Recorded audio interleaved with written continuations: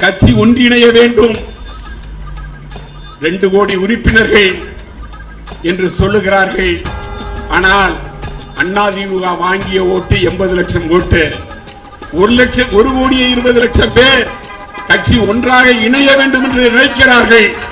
இதிலிருந்து இன்றைக்கு திரு அண்ணன் எடப்பாடி பழனிசாமி அவர்கள் உணர வேண்டும்.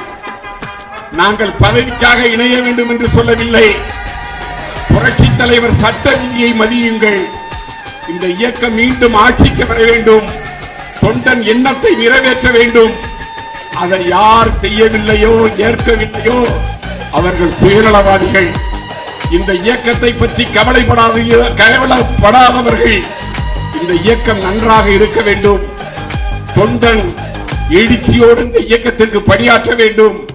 மீண்டும் இந்த இயக்கம் ஆட்சிக்கு வர வேண்டும் என்ற சிந்தனை இல்லாதவர்களுக்குத்தான் அந்த எண்ணம் இல்லாமல் இருக்கும். இந்த இயக்கம் ஆட, தொண்டர்களின் எண்ணம் நிறைவேற 2026 அம்மா ஆட்சி, தலைவர் ஆட்சி ஏற்பட ஒன்று இணைந்தால் வெற்றி உறுதி என்று பொதுமக்கள் பேசிக் கொள்கிறார்கள்.